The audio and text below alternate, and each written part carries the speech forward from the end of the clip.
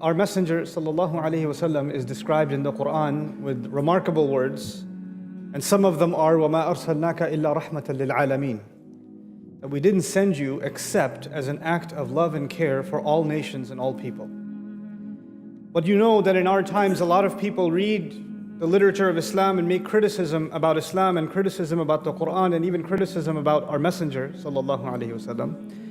And one of the most popular criticisms of the Quran is that the last surah to be revealed, or one of the last surahs to be revealed in the Quran, in the order of the Quran, is the 9th surah, Surah At-Tawbah. And it's the only surah of the Quran that doesn't begin with Bismillah ar-Rahman ar-Rahim. And this surah is very harsh from the beginning. It is a surah about the punishment of Allah Azza wa Jal, and non-Muslims love quoting parts of this surah, kill them wherever you find them, and all the things that you think are politically incorrect about Islam are all in this one surah. And on top of that, it doesn't even begin with rahmah. It doesn't begin with the mercy of Allah Azza wa Jal. And on top of all of that, it's one of the last surahs revealed, so it gives the impression that, okay, fine, you people say your messenger was this mercy. We say sallallahu alayhi wasallam, they don't say it. Your messenger was this mercy, but how come the last surah that was given to him is so violent? This seems to be the final policy of Islam. Just fight and kill and fight and kill. That's what it seems like. And how do you even respond to that? So a lot of times Muslims who have love and reverence for the Messenger of Allah sallallahu alaihi wasallam don't know how to respond to these kinds of things. And I want to dedicate the few minutes we have today to help you understand this surah of the Quran, some things about this surah, and how this surah is actually an explanation of the love and mercy of the Messenger of Allah sallallahu alaihi wasallam. So I started by saying that this surah came without the Basmalah. There's no Bismillah ar-Rahman ar-Rahim. And that's very clear an indication from Allah that this surah will not have Allah's mercy in it. This surah will not have Allah's kindness and softness and gentleness in it. And every other surah of the Quran does. As a matter of fact, Umar bin al-Khattab radiallahu anhu said about this surah came, you know how the swords have a cover, the sheath? This surah came with the sword out of the sheath. That's what he used to say about this surah. So now, let's take a step back. Allah Azza wa Jal didn't just talk about Muhammadur Rasulullah sallallahu alayhi wasallam in the Quran, He's talked about many prophets. And Allah says that the way He sent prophet after prophet after prophet, they all had the same message. Places like Surah Al-Shu'ara, Allah will describe prophets that came at different centuries, in different nations, they spoke different languages, but their message was exactly word for word the same. فَاتَّقُوا اللَّهَ وَأَطِيعُونَ. Have taqwa of Allah and follow me. Salih said the same thing. Nuh, thousands of years ago before him, said the same thing. Shu'aib said the same thing, alayhi salam. Musa alayhi salam said the same thing. They were in different nations, different times, different languages, but they're all saying exactly the same thing. And Allah Azza wa Jal adds in the Quran, وَلَن تَجِدَ لِسُنَّةِ اللَّهِ تَبْدِيلًا. You will not find a change in the way Allah does things. Like we say, the Prophet has a sunnah, sallallahu alayhi wasallam. Allah says even Allah has a sunnah. Even Allah has a way of doing things. And Allah does not change the way He does things. Like it's, how you have a judge, sometimes he judges one way, but next day he's in a different mood, he gives a different kind of verdict. It's not like that with Allah. The way Allah deals with all people is exactly the same. There's no new policies or special policies. So why am I bringing all of this up? Because prophets used to come, and when prophets came, majority of the nations that they came to, the majority of those nations, they rejected the prophets. Most of the time, this is what happened. They rejected the messengers of Allah. And when they rejected the messengers, they even sometimes tried to kill those messengers. To not only ridicule them and mock them, but also even try to kill them. But even if they didn't try to kill them, it came to the point that their corruption became so huge and they were refusing to accept the message of Allah, that Allah would tell people like Hud alayhi salam, Salih alayhi salam, Shu'aib alayhi salam, Lut alayhi salam, it's time to go. These people are beyond hope. Their da'wah has been given to them. The message has been explained in the best possible way to them. Every opportunity for them to understand in theory and in practice has been made clear, and they still want to reject. Allah knows what is inside the hearts. Allah tells the prophets, these people have no possibility of accepting Islam in their hearts left. And at that point, Allah decides that those nations, because they have no good left in them, they should be destroyed. So you find in the Quran, the nation of Nuh gets destroyed. The nation of Lut gets destroyed. The nation of Salih gets destroyed. The nation of Shu'aib gets destroyed. Fir'aun gets destroyed. The nation that Musa alayhi salam came to gets destroyed. Nation after nation after nation, when they reject the messenger of Allah, who is among them, when they do that beyond the point of no return, then the only thing that Allah does with them, not only punishment in the next life, Allah gives them punishment in this life, before the next life. That's the sunnah of Allah. The final messenger of Allah is Muhammadur Rasulullah sallallahu alaihi wasallam. And he first and foremost came to a town in Arabia, Makkah, to a people whose name is Quraysh. And those people, he gave them every possible way of accepting the message, and the best message ever, the best version of the message ever revealed by Allah, the Quran, was given to the most ranking messenger of Allah, Muhammadur Rasulullah sallallahu alaihi wasallam. So they had the best teacher ever sent, and they had the best curriculum ever sent, the best message ever sent. And he was also from among them, min anfusikum, he was from within you, meaning he wasn't some foreigner that they can't understand. He was someone they could relate to, they understood, they respected. So they had every opportunity to accept Allah's message, and Allah gave them one surah, and another surah, and another surah, and another surah, and they rejected, and they rejected, and they rejected, and they rejected. And then Allah finally told His Messenger sallallahu alaihi wasallam that these people are beyond hope. You must leave to Medina. So the Messenger ﷺ leaves the people of Quraysh. And then Allah makes them taste small punishments. This is also a sunnah of Allah. وَلَنُذِيقَنَّهُمُ الْعَذَابَ الْأَدْنَى دُونَ الْعَذَابِ الْأَكْبَرِ. We will make them taste the smallest punishments before we make them taste the big punishments. So Allah made them taste Badr.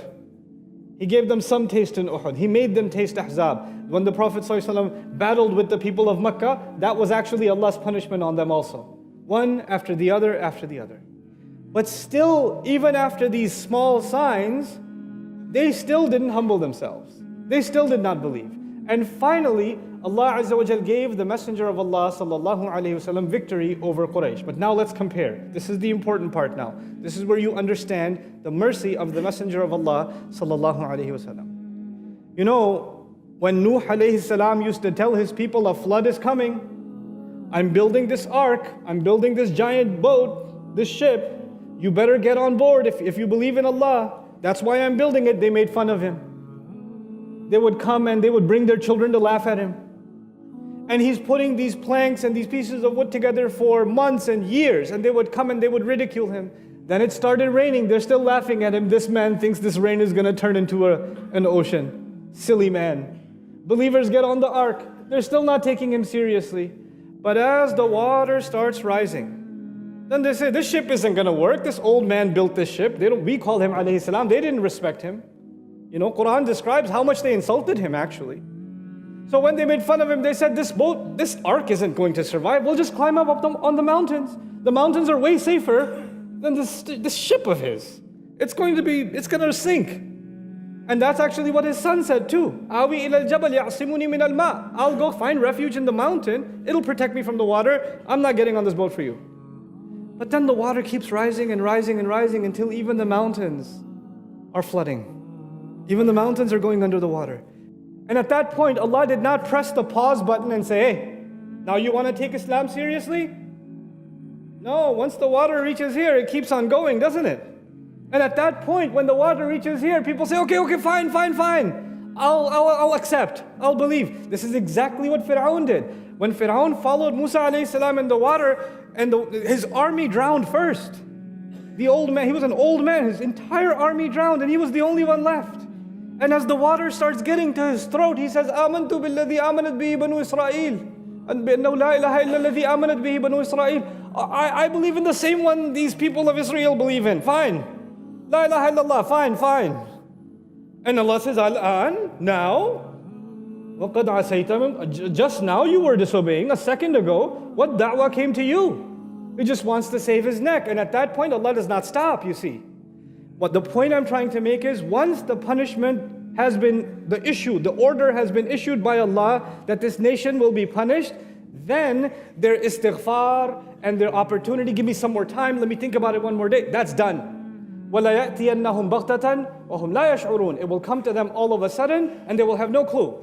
That's the way Allah does things with all of the prophets. Read the stories of all of the punishments. Once it starts, it doesn't stop. But the punishment that was coming to Quraysh, because they did the same thing the people of Nuh did, didn't they? They did the same thing that Fir'aun did. They did the same thing that the nation of Hud and Salih and Shu'aib and Lut did. Disobey Allah's messenger. And as a matter of fact, they even went further. They tried to kill Allah's messenger. So they should be punished more than anybody else. Allah did not give Quraysh a flood, did He? Allah did not give them an earthquake. Allah did not send fire from the sky. That's what He used to do with all the previous nations. So how did Allah fulfill His sunnah on the Quraysh? How did Allah give these people punishment? The point that I'm trying to make before we get there, I remind you, Allah only destroys nations when a messenger is living among them and they reject him. Allah destroys nations when the messenger is among them. Not when he's gone, when he's among them. And if they still reject him, then no good. This is why Allah Azza wa Jal told the Quraysh in the Quran, because they were trying to kill him and get rid of him. Allah says, وَمَا كَانَ اللَّهُ مُعَذِّبَهُمْ وَأَنْتَ فِيهِمْ. Allah won't destroy them so long as you're still among them. One of the reasons Allah hasn't destroyed them is you're still there. You're still, subhanAllah. They think He's the problem. He's the only reason they were alive. He was the reason they were alive. Anyway, now Allah gave Makkah in the hands of Rasulullah sallallahu alaihi wasallam. 100,000 have now conquered Makkah. There's not even a war. They gave up. Like, how are they going to fight these many people who come for Hajj? And now the worst enemies of the Prophet sallallahu alaihi wasallam, the people who tried to kill him, the people who ridiculed him, the people who tortured him, the people who tortured the believers, now they are sitting on their knees and the swords of the Sahaba are on their neck. The swords of the Sahaba are on their neck. This is time for Allah's punishment to begin, yes or no? This, Allah says, يُعَذِّبُهُمُ اللَّهُ بِأَيْدِيكُمْ. This time, instead of a flood, instead of an earthquake, instead of fire from the sky, Allah will punish Quraysh by your hands, meaning the Sahaba. The Sahaba became Allah's punishment on them. And now, by the way, when the sword reaches here, I told you when the water reaches here, does it stop? No. When the sword reaches here, should it stop? No. But Allah says no. Stop. Stop. فَسِيحُوا فِي الْأَرْضِ أَرْبَعَةَ أَشْهُرٍ وَاعْلَمُوا أَنَّكُمْ غَيْرُ مُعْجِزِ اللَّهِ وَأَنَّ اللَّهَ مُخْزِي الْكَافِرِينَ. Okay, now that the water has reached here and the sword is here, now you know that Allah has overpowered you. Now, how about you take 4 months? Take 4 months. Think about it. And if you want to accept Islam, fine. If you don't want to accept Islam, leave and no harm will come to you. And after 4 months, if you want to face the sword, that's up to you. You want to fight? Go ahead. But Allah gave how much? Was Nuh alayhi salam, the people, the water reached here, or the fire came from the sky, or the earthquake started and a couple of homes got destroyed, and then it paused and the angel said, had enough? Ready to listen to the Prophet Salih? Ready to listen to Shu'aib? Ready to listen to Nuh now? How about you take 4 months, I'll be back. That never happened. The only messenger that was given a pause before Allah's punishment would be executed is who? Rasulullah sallallahu alaihi wasallam. And on top of all of that, when you have a village, you have a town, some people hear the message. Other people are busy in their own life. They don't know anything going on outside. Like some of you that are addicted to video games. You don't know what's happening outside in the world. You're on your PlayStation. So sometimes somebody came to the Prophet sallallahu alaihi wasallam and said, I didn't know you were giving da'wah in Makkah. I was sleeping at home for 23 years. Badr happened, Uhud happened, Ahzab, I had no idea. Now I hear that we have 4 months. What's going on? 4 months for what? So they would come like that to the Prophet and say, I have no idea what you're talking about. And Allah says about them in this surah, وَإِنْ أَحَدٌ مِّنَ الْمُشْرِكِينَ اسْتَجَارَكَ فَأَجِرْهُ حَتَّى يَسْمَعَ كَلَامَ اللَّهِ ثُمَّ أَبْلِغْهُ مَأْمَنَهُ. If one of these mushrikeen come to you and say, I really don't know what you're talking about, I want to know more, Allah says, give him protection until he gets to hear Allah's speech, and then take him to a place where he feels safe. Take him so he doesn't feel pressure. This is the surah of the punishment of Allah on the nation of who? Quraysh. Now listen, Allah has punished nations before, yes or no? Yes. And Allah punished Quraysh by this surah. By this surah of these 4 months. This 4 months of time period. And so many of them accepted Islam within that time. Some of them ran away. Some of them even tried to fight. All of that happened. All of that happened. But you know what? What's amazing about this is the last time. Actually, before I finish that sentence, let me take a step back. Nuh alayhi salam, when Allah was giving the message to the people, Allah was giving them with love and mercy. But when the flood started, the mercy of Allah was paused. Yes, it was paused. Because the time for punishment. When Salih alayhi salam or Hud alayhi salam or Shu'aib alayhi salam, they were given the message from Allah's love and mercy. But when the punishment begins, the mercy has been paused. You can't have mercy and punishment at the same time. The Quran gave us one surah for these 4 months even. After these 4 months, the mercy of Allah will be paused. For who? For Quraysh. But that is actually one of the greatest mercies to humanity. Allah's mercy, Allah's love, and Allah's care will never pause again for humanity. No nation will ever be destroyed after this. Even the last one to be destroyed was given 4 months, and after this, the mercy of Allah is forever open. So the missing Bismillah in Surah At-Tawbah is actually an indication of how that was the last time Allah, because it's the last messenger, that is the last time a nation should get the direct punishment of Allah in this life, and from here on, every nation gets to survive. No nation gets wiped off of the face of the earth because they disobeyed Allah. That will not happen again. That is a rahmah, that is an act of love and an act of care that Allah granted as an award to Muhammadur Rasulullah sallallahu alayhi wasallam. No other messenger received this. And then, finally, this surah did not begin with Bismillah ar-Rahman ar-Rahim, yes? And I recited to you an ayah that belongs to the conclusion of this surah. لَقَدْ جَاءَكُمْ رَسُولٌ مِّنْ أَنفُسِكُمْ. A messenger has come to you from within your own selves. عَزِيزٌ عَلَيْهِ مَا عَنِتُّمْ. Anything that harms you, he finds it very difficult for himself. He has so much empathy for you. Allah Azza wa Jal describes in His Quran that even when He came back, Allah wants to punish them after 4 months, yes? But Rasulullah came back sallallahu alayhi wa sallam and said, لَا تَثْرِيبَ عَلَيْكُمُ الْيَوْمِ. No harm will come on you today. He wanted to forgive. Allah wants to punish and complete His sunnah, and Muhammadur Rasulullah sallallahu alayhi wa sallam says anything that harms you is difficult for Him. Harisun alaykum. He wants to hold on to you and protect you at all cost. He was protective of His people, even the ones that tried to kill Him. Even the ones that tried to kill Him.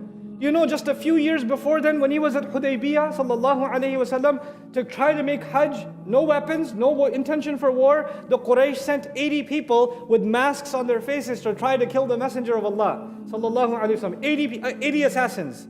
And the Muslims were able to defeat those 80 assassins, disarm them, not kill any of them. They disarmed them, took their weapons, and then took their masks off. And now we know who they are. They were from Quraysh. And then what did the Messenger do, sallallahu alayhi wasallam? Sent them back. He sent them back. And he said, what's wrong with Quraysh? Why are they so obsessed with war? Rasulullah, after 3 wars with them, this is what Rasulullah thinks of Quraysh. This is what he thinks of them. And so Allah says, now listen to this, بِالْمُؤْمِنِينَ رَؤُوفٌ رَحِيمٌ.